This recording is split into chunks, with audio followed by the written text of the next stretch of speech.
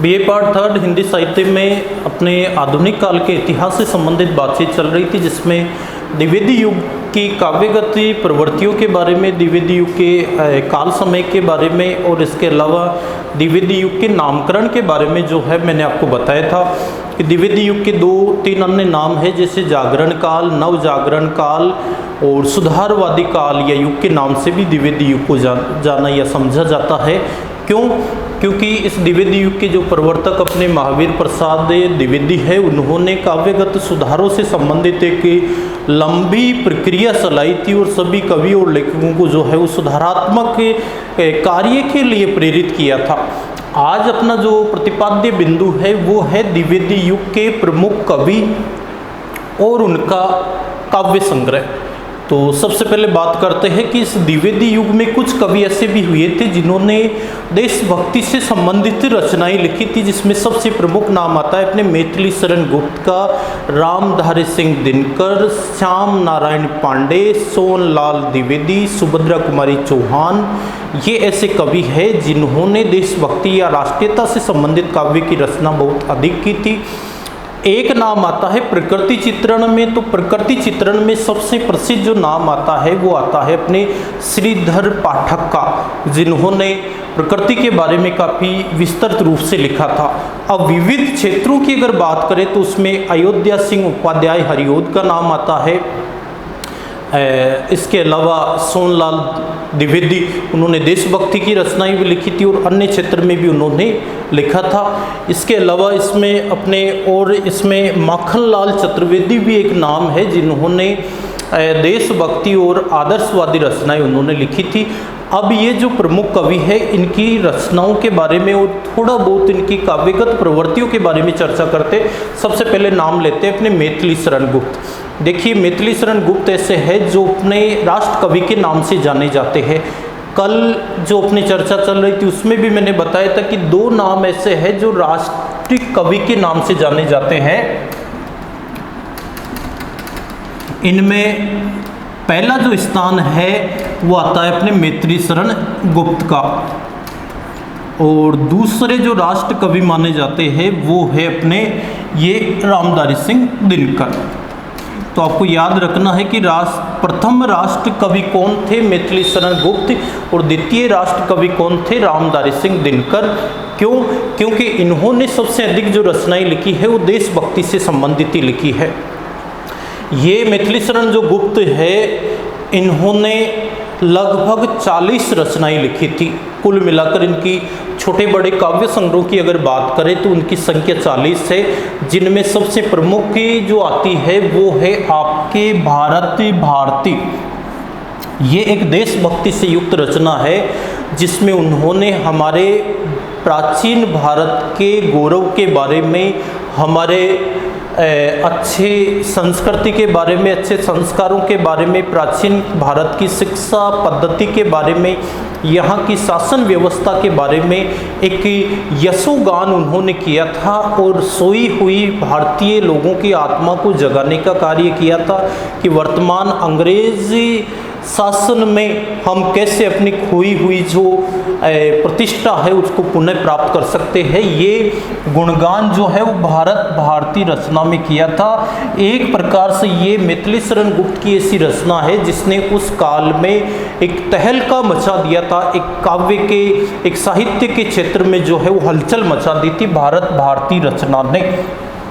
दूसरे इनकी जो प्रसिद्ध रचना आपकी बात करेंगे वो है साकेत। अब साकेत में जो है वो राम कथा के बारे में बताया गया है। अपने राम कथा का सबसे प्रसिद्ध काव्य ग्रंथ माना जाता है रामचरितमानस, हिंदी में, जो भक्ति काल में तुलसीदास ने लिखा था। फिर दूसरे एक रीतिकाल में भी एक कवि हुए थे केशव दास, उन्होंने भी राम भक्ति से संबंधित एक काव्य लिखा था जिसका नाम था रामचंद्रिका।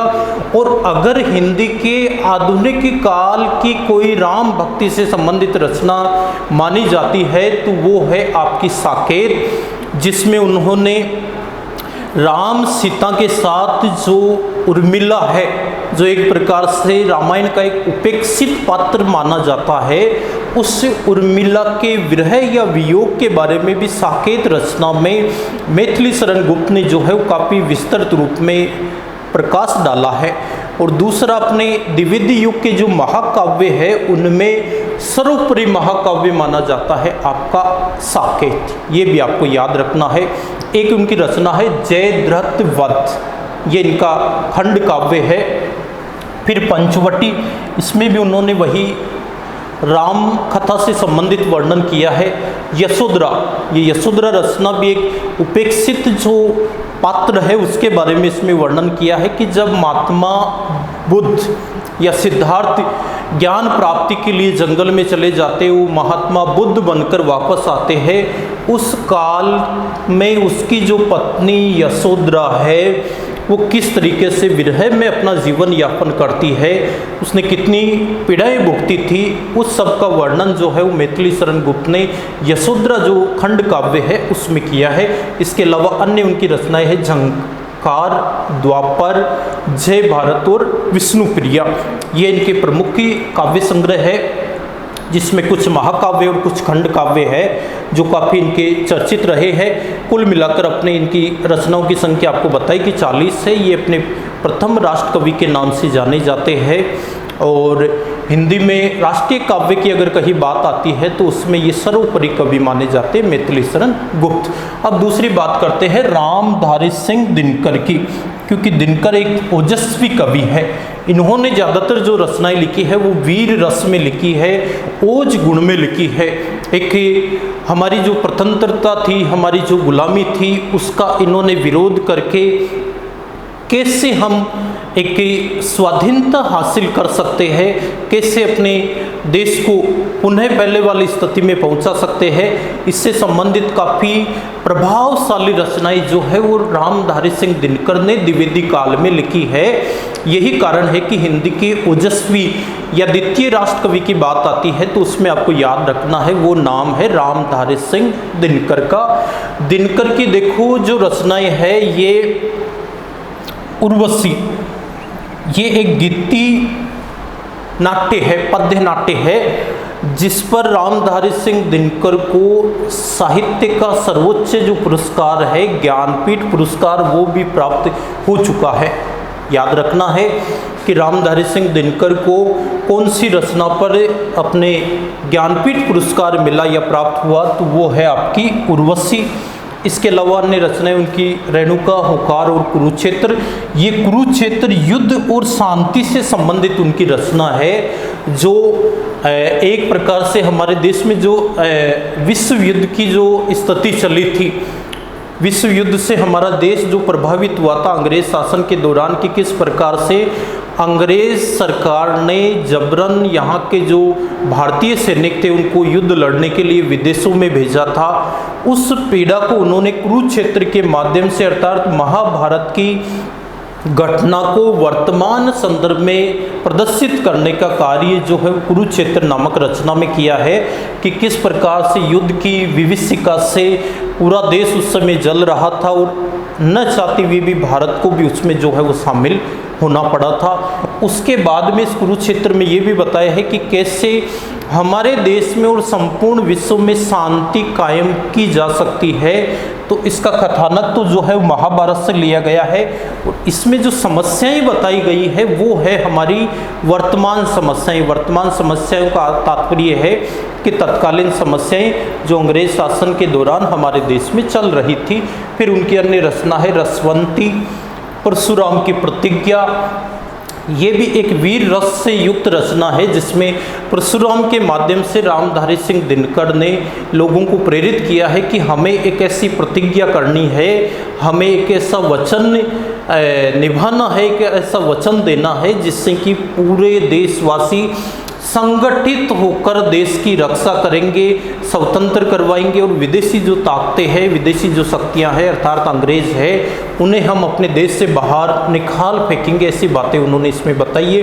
फिर उनकी रचना है रश्मिरथी और एक है हारे को हरि नाम।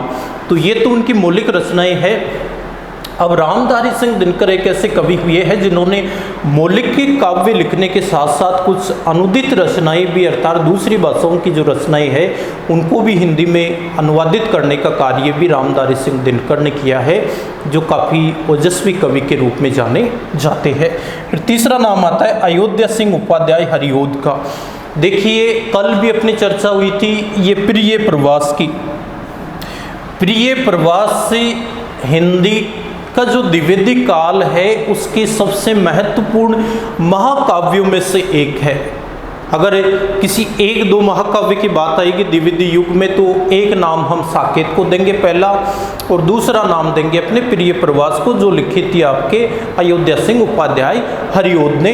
दूसरी इसकी विशेषता प्रिय प्रवास की ये भी है कि इसमें खड़ी बोली हिंदी का पूर्ण रूप से प्रयोग किया गया है, और ये जो महाकाव्य है ये खड़ी बोली हिंदी का पहला महाकाव्य माना जाता है। आपको ये भी ध्यान रखना कि हिंदी में खड़ी बोली में लिखा गया पहला महाकाव्य कौन सा है, तो वो नाम आपको याद रखना है प्रिय प्रवास का, जिसमें उन्होंने राधा से संबंधित वर्णन किया है। ये पूरा जो महाकाव्य है वो राधा के जीवन से जुड़े हुए घटनाक्रम पर आधारित है। फिर उनकी रचनाएं है पद्य प्रसून, चुभते चौबते, चौके चौबते और वैदेही वनवास। ये तीन रचनाएं उनकी प्रकृति चित्रण से संबंधित है। और अंत की जो रचना है वैदेही वनवास, इसमें उन्होंने सीता के वनवास को लेकर जो है कथानक सीता के वनवास को लेकर बनाया है, और उसी से संबंधित जो है वो इस खंड काव्य की रचना की है। फिर अगला कवि है राम नरेश त्रिपाठी। ये भी अपने राष्ट्रीय विचारधारा से युक्त कवि माने जाते हैं, जिन्होंने मिलन, पथिक, मानसी और सौपन रचनाएं लिखी है। देशभक्ति के साथ साथ इसमें इन्होंने प्रकृति से संबंधित और मानवता से जुड़ी हुई जो बातें हैं वो भी अपने काव्य में दिखाने का प्रयास किया है। अगले कवि है श्याम नारायण पांडे। इनके दो काव्य माने जाते हैं, हल्दी घाटी और जौहर। हल्दी घाटी में उन्होंने अपने राजस्थान के जो प्रसिद्ध स्वतंत्रता प्रेमी थे महाराणा प्रताप, उनके जीवन को लेकर ये रचना लिखी गई है, जिसमें हल्दी घाटी के युद्ध के माध्यम से, महाराणा प्रताप के शौर्य के माध्यम से, उनकी वीरता के माध्यम से, उनके अटूट साहस के माध्यम से लोगों की सोई हुई चेतना जगाने का कार्य किया है कि अंग्रेज शासन के दौरान हमें सभी को महाराणा प्रताप बनना पड़ेगा, तभी आज हम इन विदेशी आक्रमणकारियों से, इन आक्रांताओं से लड़ सकते हैं। तो हल्दी घाटी एक रचना जो है ये भी देशभक्ति से युक्त रचना मानी जाती है। और जौहर, इसमें उन्होंने चित्तौड़ में जो जौहर हुए हैं उनकी बातों को लेकर जो है ये काव्य लिखा गया है। अन्य कवियों में नाम आता है अपने माखनलाल चतुर्वेदी, जो प्रसिद्ध है एक भारतीय आत्मा के नाम से। आपको याद रखना है कि हिंदी काव्य में द्विवेदी काल के ऐसे कौन से कवि हुए हैं जिन्हें एक भारतीय आत्मा के नाम से जाना जाता है, तो वो है आपके माखनलाल चतुर्वेदी।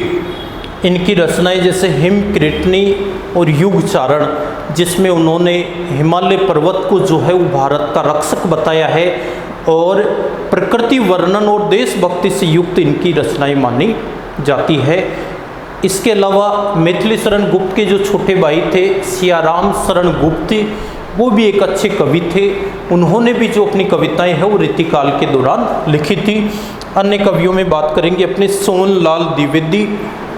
इनकी एक प्रसिद्ध कविता है तरुण। सोनलाल द्विवेदी की एक प्रसिद्ध कविता है तरुण, जिसमें उन्होंने नवयुवकों को प्रेरित किया है, नवयुवकों की सोई हुई आत्मा को जगाने का काम किया है। उनके खून से उन्होंने लावा बहने की बात बताई है। किसने? सोनलाल द्विवेदी ने, तरुण कविता के माध्यम से, जो काफ़ी इनकी प्रसिद्ध कविता मानी जाती है। फिर सियाराम शरण गुप्त की बात हो गई। फिर नाम आता है अंत में श्रीधर पाठक का। ये भी द्विवेदी युग के काफ़ी चर्चित प्रसिद्ध कवि माने जाते हैं। एक कविता इनकी कविताएं सबसे ज़्यादा प्रकृति चित्रण से संबंधित है। प्रकृति चित्रण।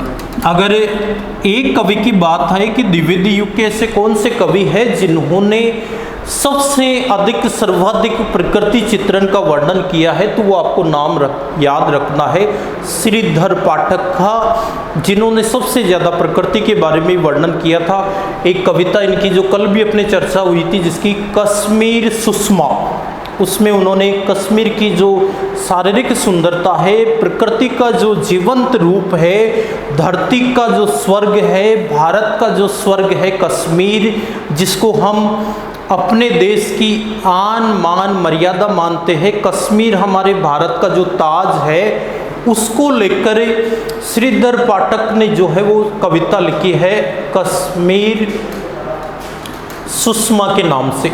कश्मीर सुषमा के नाम से कविता लिखी है, जो काफ़ी प्रसिद्ध कविता मानी जाती है, जिसमें कश्मीर के सुंदरता के बारे में, कश्मीर के अतुलित वर्णन, उसकी अतुलित जो विशेषताएं हैं उनके बारे में जो है वो श्रीधर पाठक ने कश्मीर सुषमा कविता में बताया।